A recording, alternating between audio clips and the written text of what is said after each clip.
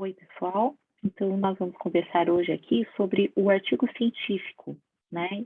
O raio-x da estrutura do conteúdo.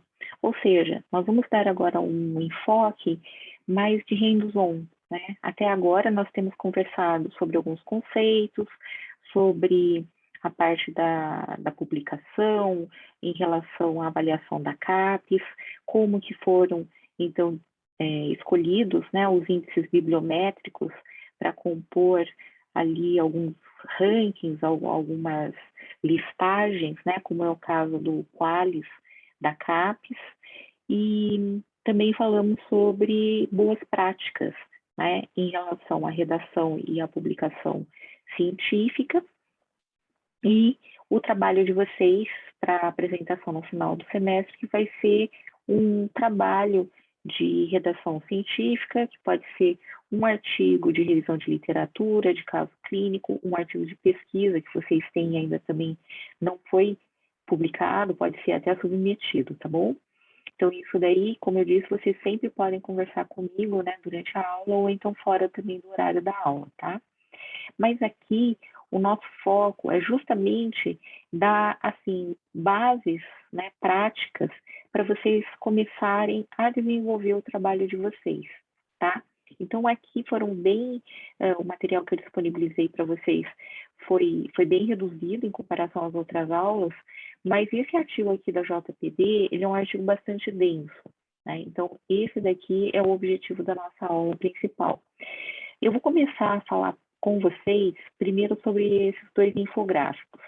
Como não tem ninguém aqui, né, da nossa turma que vai fazer uma redação científica a partir de uma tese ou uma dissertação, eu deixei aqui para ilustrar no caso de vocês trabalharem com essa possibilidade também no futuro, tá?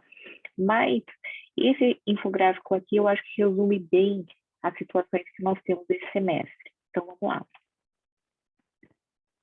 Isso. Isso daqui é um resumo visual, né? Então, esse é o objetivo do infográfico. E aqui nós temos 9 perguntas de um artigo científico. Então, é uma forma bastante direta, né, e bem simples, para a gente pensar aqui, né, o que seria mais importante de escrever em cada parte, em cada etapa de um artigo científico de um modo geral. É óbvio que, como nós já falamos no desenvolvimento do outline, vai depender muito do tipo de trabalho que vocês têm, então do material que vocês têm, se é uma revisão de literatura, ou se é um caso clínico, ou um artigo de pesquisa, né? Se é uma revisão de literatura narrativa, ou então se é uma revisão de literatura sistemática, né? E uma outra coisa importante é observar as instruções aos autores da revista que você escolheu. Porque muitas vezes, tanto a divisão das etapas, né, quanto uma formatação mais formal ali da revista, ela vai estar descrita em detalhes nas instruções aos autores. E isso é importante checar, né, porque aqui nós temos, assim, um esqueleto de um modo geral, que serviria para vocês pensarem para qualquer artigo científico. Mas o importante é vocês customizarem isso para o trabalho individual de vocês e para aquela revista que vocês escolheram, tá? Então vamos dar uma olhada aqui, ó. Eu tenho aqui nessa parte colorida, então as partes, né, que geralmente vocês vão encontrar num manuscrito, num artigo científico. O resumo, né, que pode ser também em inglês já, né, então o abstract, com as palavras-chave, e aqui o importante é o que eu fiz em poucas palavras, né? Então, é muito difícil você condensar, na verdade, um trabalho inteiro em um resumo de 200, 250 palavras, que normalmente as revistas pedem, tá? Então, nesse caso, é importante que vocês tenham uma ideia geral do trabalho, o que é mais importante para passar para o leitor. Antes até do resumo, nós temos também o título. E o título é a primeira coisa que um leitor, um revisor, um editor vai receber né, para ter uma ideia do trabalho de vocês. Então, quando vocês fazem a busca, por exemplo, numa base de dados como PubMed, Medline, Cielo, né, ou então uma busca integrada no site da biblioteca, o que vocês vão achar primeiro é o resumo dos trabalhos. E aí, se aquele resumo interessar ou não, é que vocês vão atrás do resumo e do artigo completo para leitura e para a possível utilização do trabalho de vocês.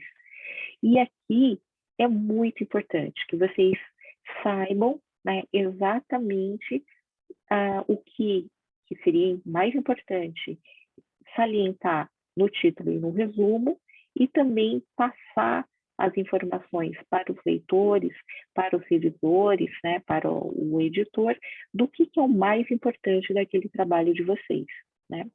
Então, o resumo é a primeira parte, né, que a gente, na verdade, vai escrever com mais palavras e que merece atenção, e a introdução, ela principalmente tem que demonstrar qual que é o problema de pesquisa e qual que é o gap. Então, isso daí, naquele artigo da JPD, ele tem até um esquema bem legal, né, que nós vamos comentar daqui a pouco, tá? Mas aqui, na introdução, vocês precisam mostrar para o leitor, seja, então, um outro pesquisador, ou então, inicialmente, até o editor e o revisor da revista, por que que a sua pesquisa ela é importante? Por que ela mereceu ser feita? Qual era o problema geral da área, né, que precisava ser estudado, e por que esse fato realmente constituía um problema? Porque não existe nenhum trabalho parecido, né, que foi feito do modo como vocês estavam fazendo, porque ainda existem controvérsias, porque o modo como vocês fizeram foi diferente dos outros, né, é uma evolução de uma linha de pesquisa, do seu grupo de pesquisa, ou então de outros. Então, aqui vocês precisam delimitar, né, o escopo do trabalho de vocês, tá? Em geral, também, se não é um trabalho de revisão de literatura, na introdução você já faz essa revisão de literatura. Então, o que já foi falado sobre isso é justamente para respaldar a importância do problema de pesquisa e o estado da arte, tá? Então, aqui, normalmente, vocês têm uma junção dessas duas partes aqui, no manuscrito, tá? Pelo menos na nossa área aqui de odontologia. Em seguida, vem a metodologia, que é como eu resolvi o problema. Como eu resolvi o problema é basicamente uma descrição, passo a passo, dos procedimentos que você fez. Inclusive, a última parte da metodologia é o método de análise estatística. Tá? Então, a análise estatística, ela compõe também a metodologia. E aqui, vocês podem pensar numa receita de culinária, né? Exatamente descrever, né, de forma bastante objetiva, bastante clara, que permita que outras pessoas possam também reproduzir o trabalho de vocês. Às vezes é complicado isso daqui, porque a metodologia é complexa, ou a metodologia ela já foi descrita em grandes detalhes em outros trabalhos anteriores, né, até da própria equipe de pesquisa, e aí vocês podem usar as referências. Então, vocês descrevem o método, né, os procedimentos, também a amostra, né, o cálculo amostral, se for necessário também aqui, que é interessante, e aí vocês podem citar a referência de um trabalho anterior que descreveu aquele método. Isso é particularmente importante quando vocês estão usando, né, alguns instrumentos, como questionários, que já foram validados, traduzidos, né, validados no idioma português, por exemplo, e aí vocês vão referenciar esse trabalho que fez esse trabalho de pesquisa, né, de tradução e validação de um instrumento, por exemplo, tá certo? Em seguida, nós temos os resultados, né, e aqui os resultados também são objetivos. Não tem aqui nenhum comentário, né, de interpretação desses resultados, porque a interpretação, o contraste com a literatura é feito na próxima etapa, que é a discussão, tá? Então, aqui nos resultados, vocês também vão utilizar, né, as tabelas, gráficos também, né, figuras, que vão complementar o que vocês vão escrever no texto, né, do que foi descoberto, o que foi que eu descobri, o que é que eu obtive, né, de dados, de resultados ali, depois da minha análise estatística, se tivesse sido feita uma análise estatística, tá? E em seguida, na discussão, eu tenho então aqui essa parte mais subjetiva do trabalho, que é uma interpretação dos meus resultados e uma discussão dos meus resultados em relação aos outros trabalhos, aos trabalhos que eu utilizei também, às vezes, desde a introdução, e outros trabalhos que eu vou utilizar aqui nesse capítulo de discussão, nessa sessão de discussão, para explorar novas ideias, novas possibilidades, explicações também para esses meus achados, comentar diferenças com outros trabalhos, que pode ser por causa de metodologia ou então de características da amostra, né, que eu estou trabalhando aqui no meu manuscrito, tá? E a última parte da discussão, normalmente, é o fechamento, então é a conclusão do trabalho. Isso quando não tem, né, uma sessão separada de conclusões, tá certo? Então, tudo isso aqui, a gente ainda vai voltar a discutir nos workshops, tá? Nas próximas aulas, quando a gente vai verificar, né, alguns dos detalhes, de dicas também, para escrever essas outras sessões aqui com mais calma, tá bom? Então, esse daqui é um overview, né, de todas as partes. Depois vem os agradecimentos, né, os acknowledgements. Aqui a gente coloca, por exemplo, também não só agradecimentos para quem auxiliou no trabalho, mas que não se caracteriza como um coautor, mas também financiamentos, ou então apresentações, se o trabalho foi apresentado antes, né, num congresso, porque aí pode ter também a publicação dos anais, então você já sinaliza aqui que esse trabalho pode ter um resumo publicado também, né, muito similar em outros lugares, tá bom? Aqui as referências, né, então quais os trabalhos que eu utilizei aqui, que foram citados em todo o manuscrito. Aqui nas referências também entram, né, então, sites, ou então livros. Agora, atualmente, não estão sendo muito utilizados resumos, né, publicados em anais de congresso, tudo. Então, isso aqui é muito importante verificar também a revista. Então, as normas da revista, elas vão explicitar, né, qual que é o modo ideal aqui para vocês utilizarem aqui, tanto a anotação da referência nessa seção aqui de referências no final do manuscrito, quanto também o modo de citação dessas referências dentro de todo o texto, né? Ou por número superescrito, né, aqueles números pequenininhos, ou então na forma mesmo de sobrenome do autor e ano. Então, isso varia muito de revista para revista e vocês têm que escrever da forma correta. Porque se vocês não enviarem na formatação daquela revista, né, a primeira coisa que um secretário, ou então o editor-chefe vai notar é que vocês não tiveram nem o trabalho, né, de colocar o manuscrito de vocês nas normas da revista que vocês enviaram. Então, já começa mal, tá? E aqui também existe a possibilidade de ter anexos, né? Então, aqui os anexos muitas vezes são chamados de materiais suplementares, né? E podem ser até, por exemplo, vídeos, podem ser tabelas ou figuras adicionais, né? Que não cabem dentro do corpo principal do trabalho, mas que podem ser disponibilizados muitas vezes pelas revistas na versão eletrônica. Então, na página da revista, além de ter, né, o manuscrito completo, né, em PDF, em HTML, ali no site da revista, vocês vão ter também arquivos adicionais, que são esses materiais suplementares, tá? Isso daqui é muito comum também.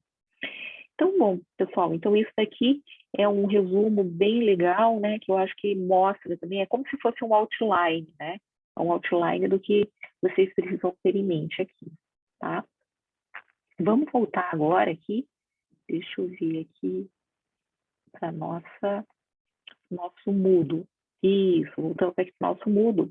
E aqui, então, esse é outro infográfico, né? Como eu falei aqui do artigo de tese, que eu não vou comentar agora com vocês, mas eu acho que vale a pena vocês darem uma olhada. E aqui é o treine de hoje, tá? Que é esse artigo. Eu já tinha comentado com vocês, né, na outra aula, que eu ia deixar esse artigo para vocês lerem antecipadamente, né, ao nosso encontro aqui síncrono, porque ele é um artigo bastante extenso, né? Ele é um artigo até antigo, publicado na Journal of Prosthetic Dentistry, mas ele é muito feliz. Ele é muito feliz porque ele dá uma ideia geral de todo esse manuscrito. Então, vocês pensem, né? Agora a gente acabou de ver um outline, né? Um infográfico geral, e aqui ele vai detalhar passo a passo, dando o insight também do ponto de vista do editor, do revisor, né? E isso daí é muito bom, porque quando a gente está escrevendo um trabalho, você precisa se colocar no lugar do outro também, né? No lugar do leitor, do editor, ali, para se perguntar mesmo, será que esse trabalho ele é interessante de ser lido, né, até o fim? Será que esse trabalho ele merecia ser realmente feito e escrito, né? Então, se vocês não conseguirem passar isso para o leitor, eu acho que vai ter que dar um passo para trás, né, e ser bem críticos em relação ao trabalho que vocês estão enviando para a revista. É óbvio que é muito difícil também, né, a gente ter trabalhos maravilhosos sempre, enviar para a revista, né, para as melhores revistas ali e tal, um trabalho que vai ser aceito de imediato, tá? Isso daí é muito difícil de acontecer. Mas existem alguns recursos, né, de estilo, de formatação, de preparo, tanto do texto quanto de gráficos, figuras, o título também, que potencializa um aceite, ou então uma visão mais benéfica, né, do ponto de vista do editor e do revisor, no primeiro momento, e depois também dos leitores, tá? E esse artigo aqui eu acho que é muito feliz, porque ele vai discutindo, né, vai apresentando passo a passo todas essas partes do manuscrito. Tem também um foco, né, óbvio, na Journal of Prosthetic Dentistry, ali naquela época também, que já faz bastante tempo, mas muitas das informações, das dicas aqui que eles comentam são válidos até hoje e são muito bem descritos, tá? Uma outra coisa também que vocês vão observar é que, principalmente nos grandes publishers, né, então nas casas editoriais internacionais, como, por exemplo, a Wiley, a Springer, né, a Nature, o grupo da Nature, ali, a Elsevier, eles têm também páginas e páginas dedicadas aos autores, aos revisores e também aos editores. Então, ali vocês também vão encontrar dicas específicas, de um modo geral, das revistas que são publicadas por esses publishers. E tem material muito bom, muito atualizado. Então, à medida que vocês forem, né, evoluindo na redação científica, a publicação, forem enviando para diversas revistas, eu acho que vale a pena também, além das instruções aos autores da revista, vocês darem uma olhada se o publisher também não tem, né, uma seção dedicada para os autores, por exemplo, né? E é interessante, nesse caso, né, desse artigo, vocês também saberem o ponto de vista dos revisores e dos editores, porque aí, quando vocês forem preparar o manuscrito de vocês já sabem, né, o que é que um editor, o revisor também espera, certo? Então, vamos lá. Então, esse artigo aqui, Ele é um artigo extenso, né? Como eu falei, olha, ele tem 17 páginas aqui. Começa aqui, né, com então, um overview do manuscrito, com as categorias. Aqui, por exemplo, então, categorias, né? Estudos clínicos, estudos laboratoriais, estudos epidemiológicos. Então, diversos tipos, né, de estudos.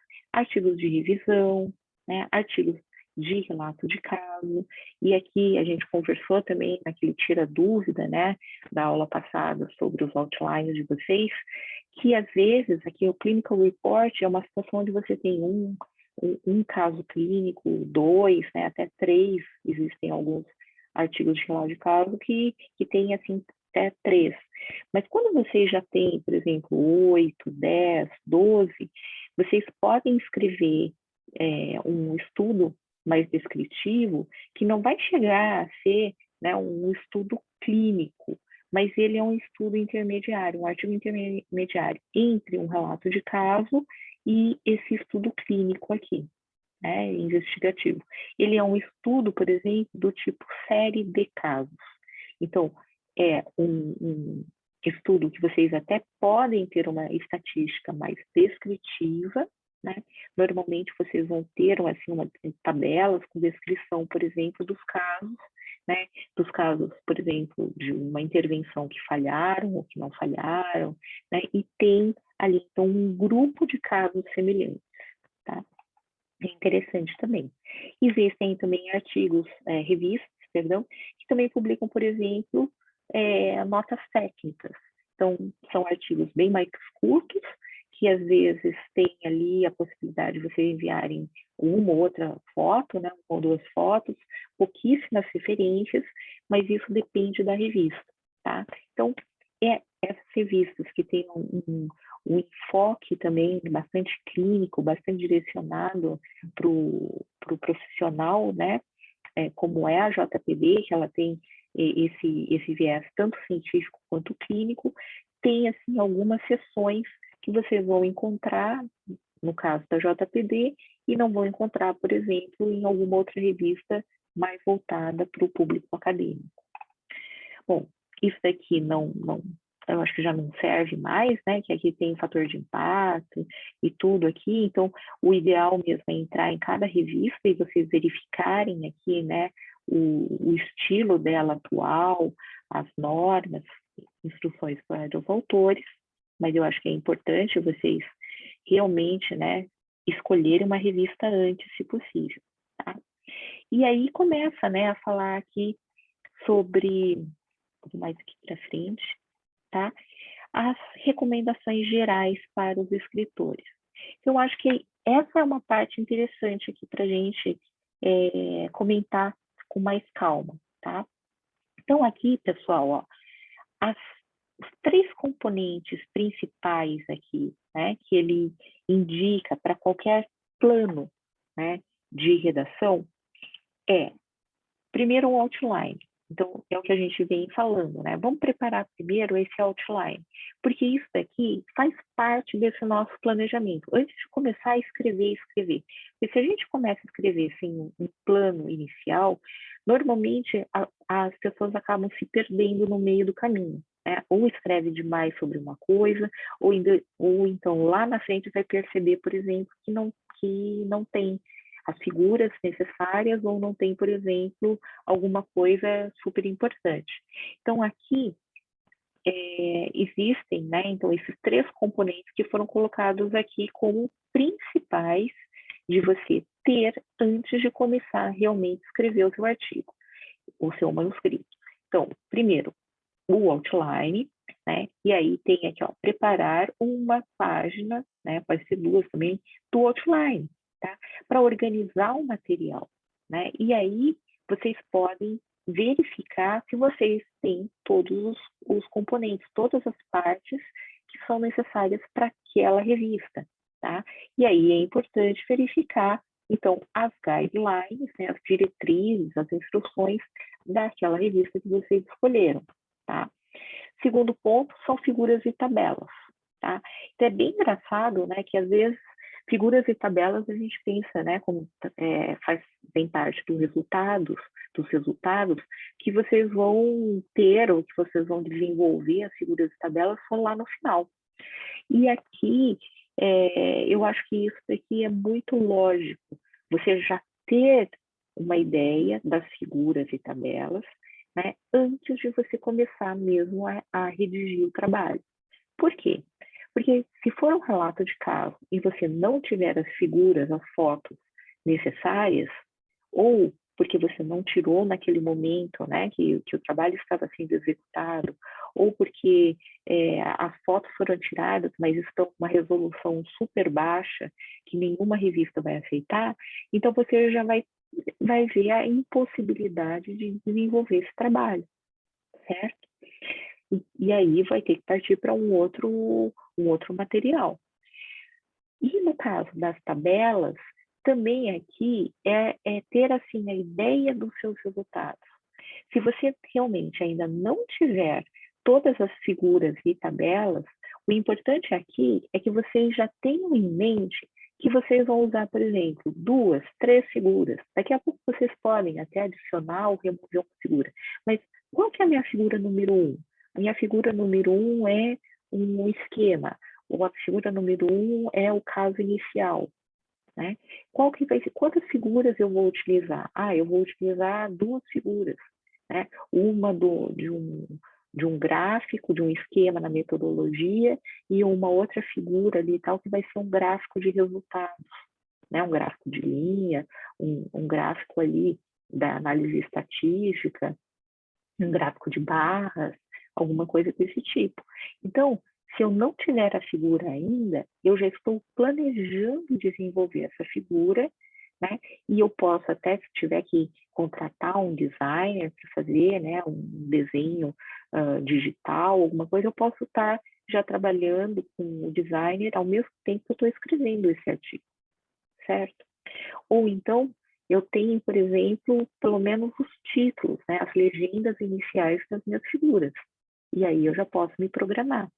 E a mesma coisa com as tabelas, pessoal, né? Eu posso ainda não ter a tabela toda, mas eu começo já a pensar em qual tipo de tabela eu vou montar aqui para o meu trabalho.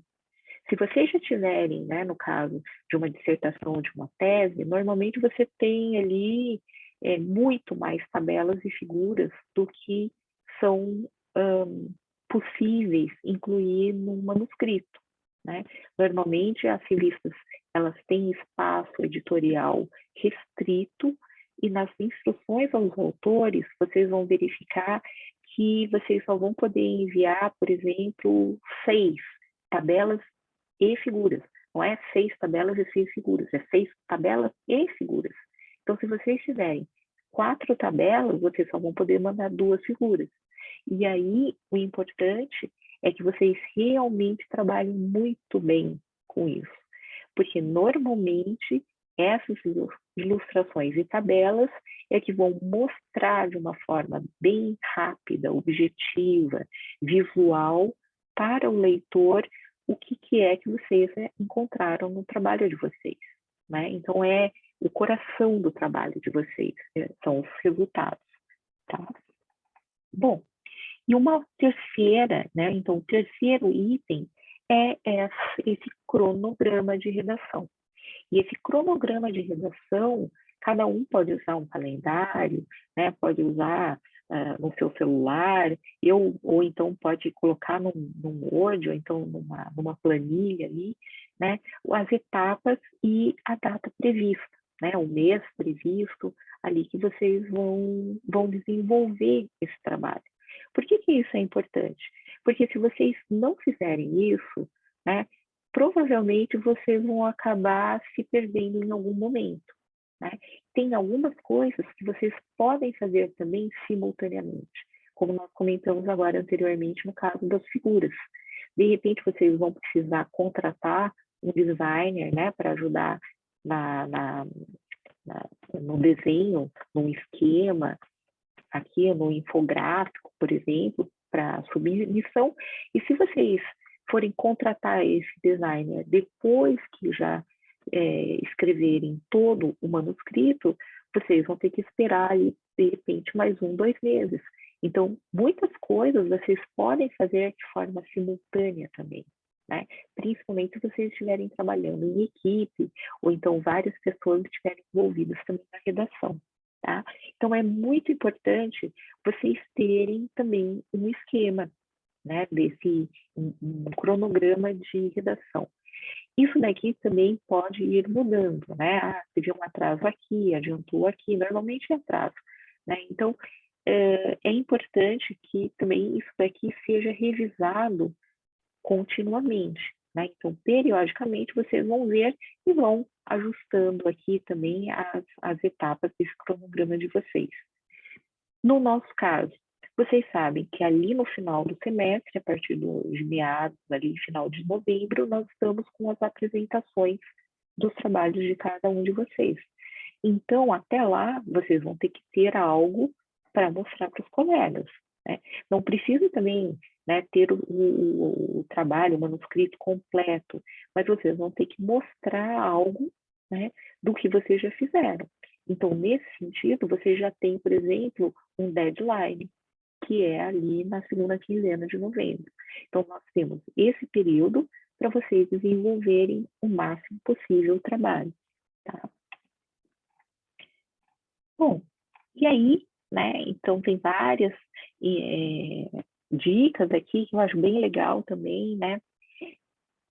Aqui, onde começar, isso daqui é muito também diferente de pessoa para pessoa. Tem gente que começa a seguir exatamente a ordem do manuscrito. Então, por exemplo, aqui ó, o título, autores, resumo, introdução, materiais e métodos, resultados, discussão, né, o summary, algumas vezes ali, né, o summary é umas conclusões, né, aqui, acknowledgements, agradecimentos, referências, e aqui as figuras e tabelas, que é o final, tá? Mas é o que ele salienta aqui, ó, né? Você deveria começar já com as figuras e as tabelas já feitas, né? Por quê? Porque algumas pessoas preferem já ter, né, isso daí na frente e a partir disso construir o seu trabalho, né? E outras pessoas podem começar a escrever primeiro um resumo, aí já tem uma ideia geral mesmo do que é importante, e aí segue com o restante do manuscrito, tá?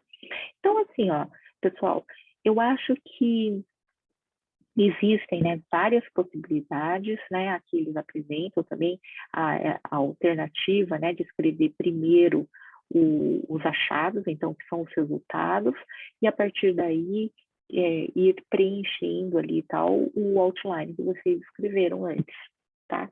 Isso daqui realmente é individual, né? Então, vocês vão descobrir a forma que mais serve assim para vocês, tá? Bom, então, as instruções aos autores, né, que a gente já comentou que é importante. E aí, vou chamar a atenção agora para vocês, com vocês aqui, dos componentes principais aqui no manuscrito, né? Alguns a gente já comentou, até ali na discussão daquele infográfico, tá? Mas nós vamos chamar atenção aqui para algumas partes. Então, assim, o título, tá? O título é aquela coisa que nunca vai agradar 100%, gente. Cada um vai ter uma preferência, né? Ou até em um determinado momento vocês vão gostar de um título, depois vão querer mudar. Isso é super comum. Então, muitas vezes você escreve um título provisório, depois vai mudando.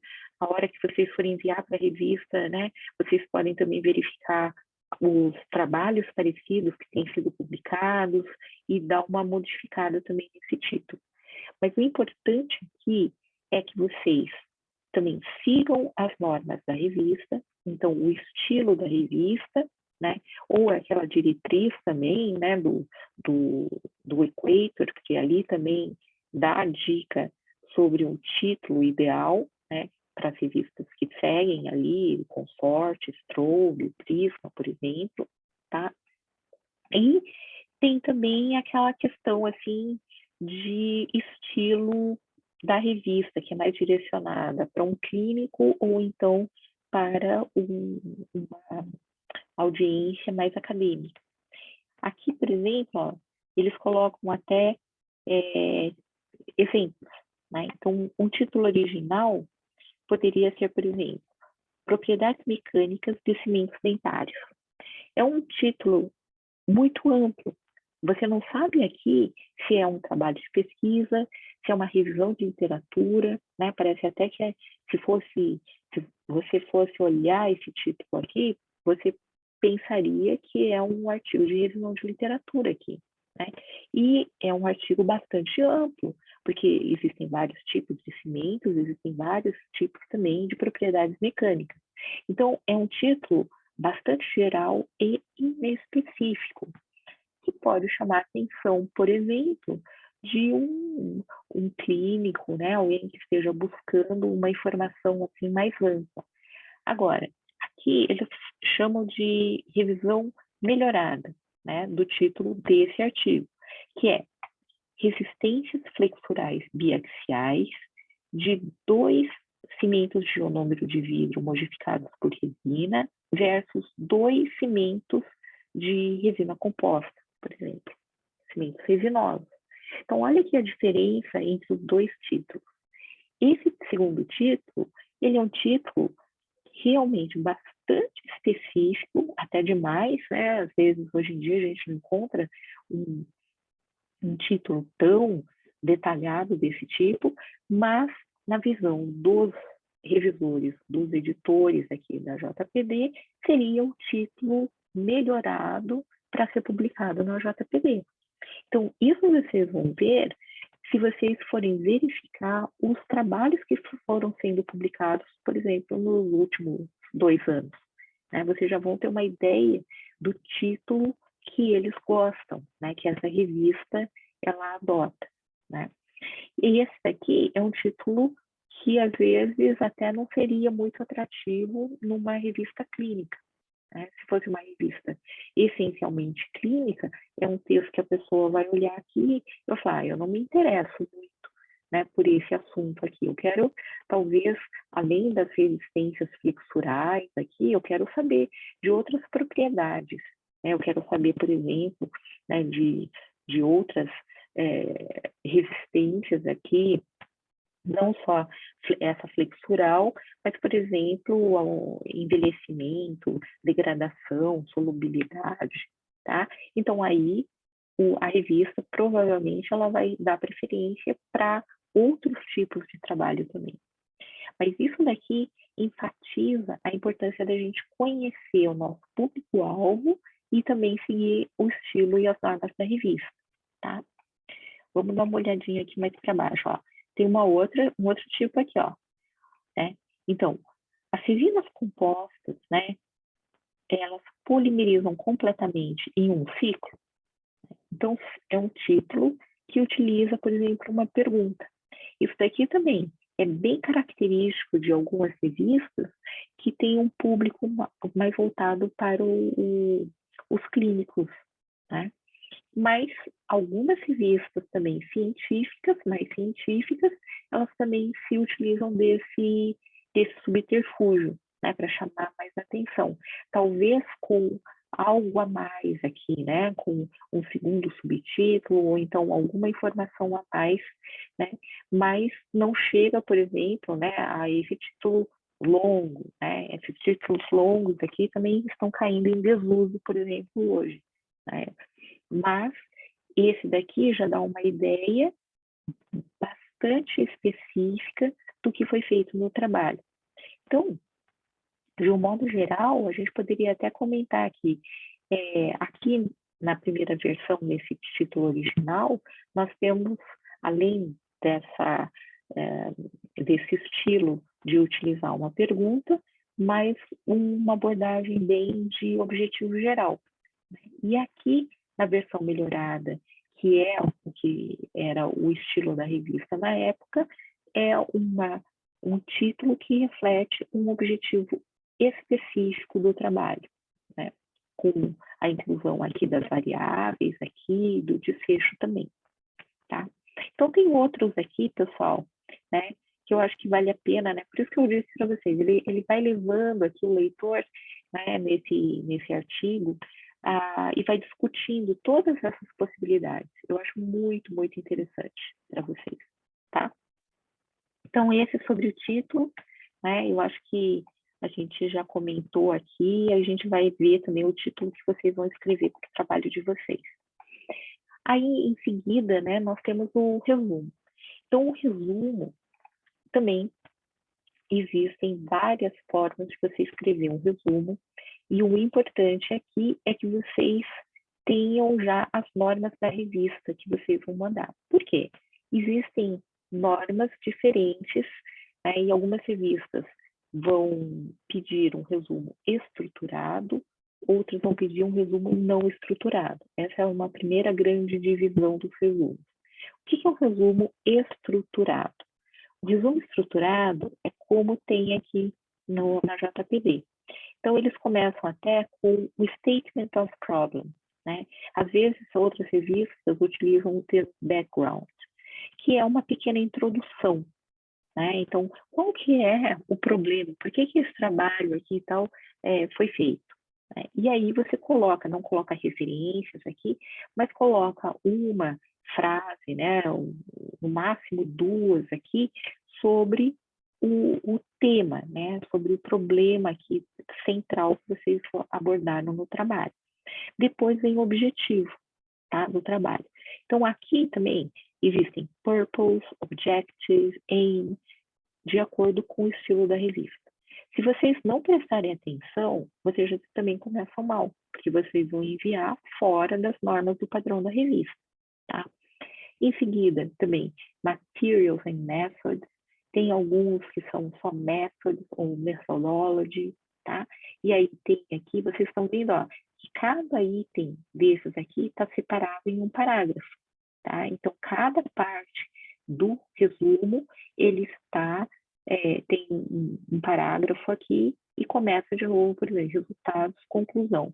E aqui, nesse caso aqui, tem até clinical implications, que é uma coisa que algumas poucas revistas exigem também no resumo.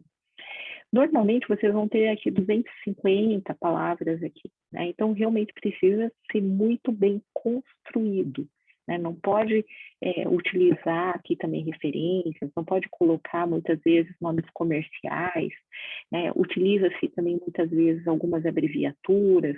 Então, existem várias formas aqui de vocês condensarem a informação, tá? Essa daqui é, então, a forma de um resumo estruturado. E um resumo não estruturado, pessoal, é um resumo que ele é escrito em um parágrafo só. E, nesse caso, você, então, não tem essas divisões aqui, né? Então, aqui, por exemplo, eu eliminaria esse purpose aqui, né? E esse de aqui, essa frase já estaria aqui, né? Então, num parágrafo só, mas com todas as informações aqui. Uma forma de você escrever um resumo não estruturado é primeiro você escrever na forma estruturada e depois apagar, né? Então, as palavras aqui, resultados, materiais e métodos, tudo e colocar num parágrafo só. Aí você tem certeza, né, pelo menos, que você não esqueceu nenhuma parte, tá certo? Então, isso daqui vocês vão ver também que varia de revista para revista. Algumas revistas vão pedir um resumo não estruturado de 150 ou 200 palavras, e outros vão permitir ali 250, por exemplo, 300 palavras. Então, tem que tomar muito cuidado com isso, tá? Bom, vamos para frente. Então, aqui nós temos a introdução, tá? E a introdução, ela tem, assim, características bem interessantes aqui, que eu gosto muito desse texto aqui, né? Então, justificar, né, a pesquisa. Então, realmente, qual que é o problema, né? Qual é a literatura que mostra que esse problema é importante? Qual é o gap aqui? O que aqui está faltando? O que é que ainda tem dúvida? Porque se você não deixar isso claro logo de cara, as pessoas não vão, né, comprar a sua ideia. Essa daí é o grande lance aqui, né? E uma outra coisa interessante é isso aqui, ó. Como que você vai construir essa introdução? Então, uma abordagem, uma estratégia é essa técnica do funil, indo do tópico mais global, mais geral, até o interesse mais específico, que é o objetivo do seu trabalho, tá? Então, aqui tem essa figura que é exatamente para mostrar aqui, né, como que seria, então, essa questão de você trabalhar os conteúdos na introdução para levar o leitor a concordar com você, né? Então, você vai começar de uma forma mais ampla. Qual é o meu problema? Qual é o problema dessa área aqui, né? Por que que eu vou fazer essa pesquisa? Então, a justificativa, o que que a literatura já existente aponta? Quais que são os caminhos, né?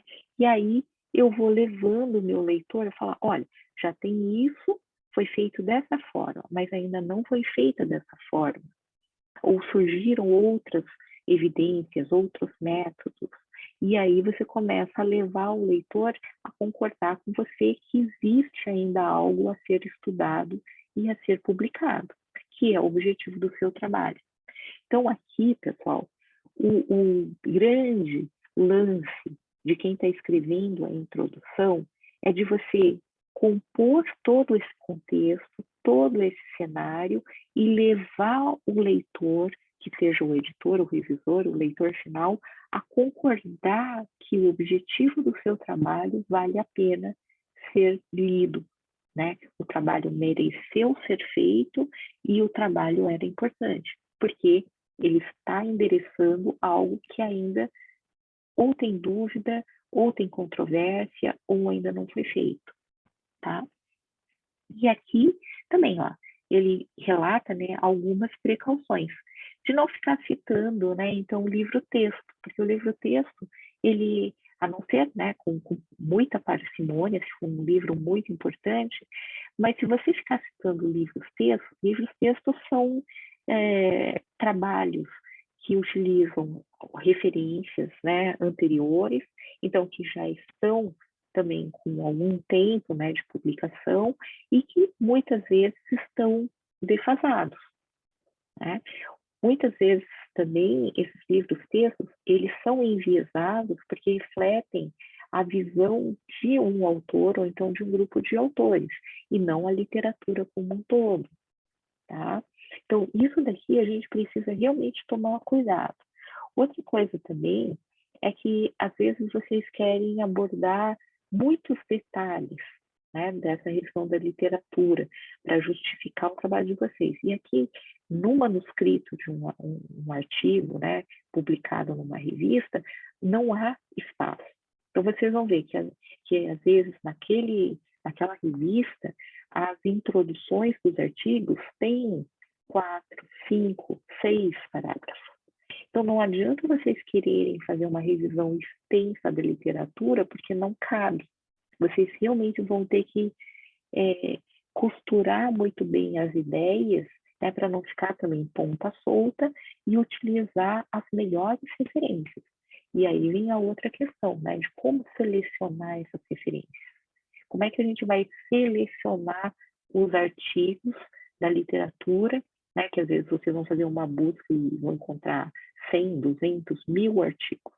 Vocês vão escolher um artigo mais recente, o último artigo que foi publicado, o artigo mais importante que foi publicado há 10 anos, né? Então, isso vai demandar uma grande reflexão, né, de vocês, tá?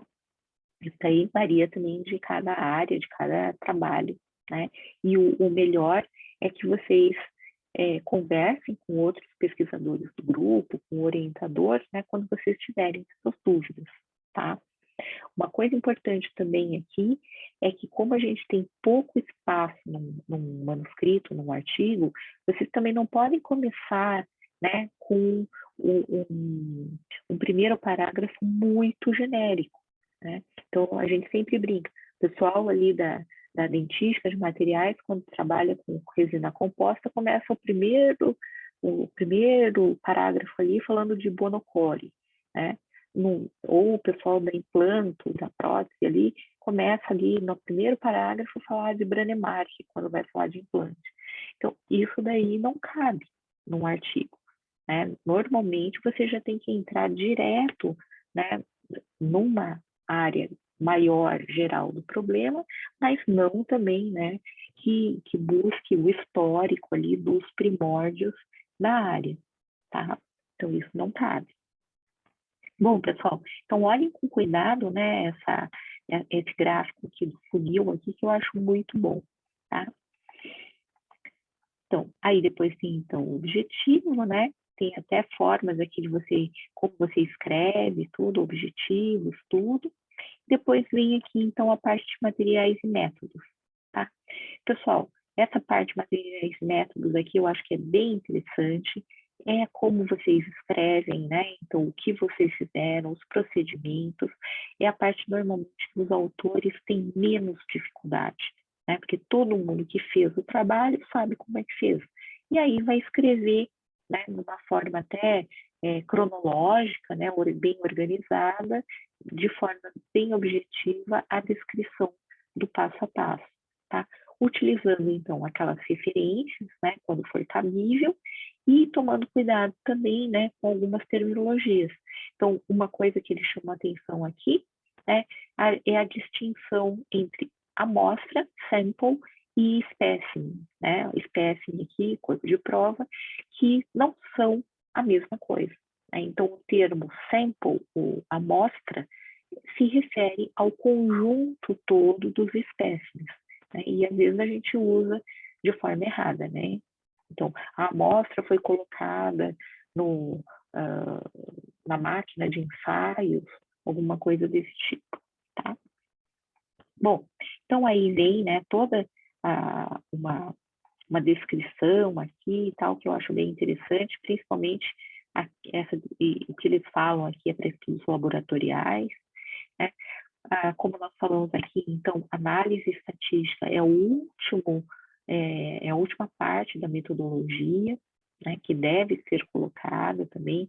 Se for um estudo qualitativo também, então o método de análise, o método de interpretação também é um método, né? Então faz parte também da metodologia, tá? E aqui nos resultados, né, que está falando que é a parte mais curta. Ela é a parte mais curta, pessoal, porque ela é muito objetiva, né? Então, são o que vocês acharam. Não tem discussão aqui, tá? Vocês vão colocar de forma bem objetiva no texto e vão utilizar figuras e tabelas. Então, aqui, né? Figuras e tabelas que não sejam, que não dupliquem os resultados que foram escritos ou que estão em figuras e tabelas, né? Então, ou você usa uma figura ou você usa uma tabela, que é também muitas vezes diferente do texto ali, de uma tese, uma dissertação, que você não tem limite de páginas, tá? Então, aqui não. Se você observou que nessa revista eles dão prioridade para tabelas, então você vai utilizar tabelas. Se você define que uma figura ela é mais ilustrativa, mais fácil de visualizar os resultados, então você usa uma figura, mas não vai compor uma tabela com aqueles mesmos resultados, tá? Então isso é importante. E aí, né, então eu acho que é bem importante aqui vocês terem, né, darem uma lida aqui, que eu acho que esclarece bem. E outra coisa também, né, resultados não são os dados originais, tá? Muitas vezes as pessoas acabam colocando dados de todos os espécimes, né? Colocavam antigamente ali nas teses, nas dissertações. Mas isso daqui no artigo, dificilmente você vai encontrar, a não ser que seja, né, descrição de caso a caso ali, numa série de casos. Aí isso daí a gente até encontra, tá bom? Então, pessoal, até aqui, ó, essa parte de resultados aqui, vocês vão encontrar aqui as tabelas, aqui alguns exemplos. Eu vou parar por aqui porque a gente vai retornar aqui nessa parte de tabelas, né, de construção de tabelas, nas próximas aulas também, tá? Então, nós estamos praticamente aqui, acho que na metade aqui desse artigo aqui, até menos da metade. E eu acho que vale a pena para quem leu, ler de novo, né, com outro olhar agora, e para quem não leu ainda, né, dar uma lida aqui, porque esse artigo aqui realmente é muito interessante, tá certo? Então tá ótimo, pessoal. Eu encontro vocês então na próxima semana e tal, com o nosso workshop de estação.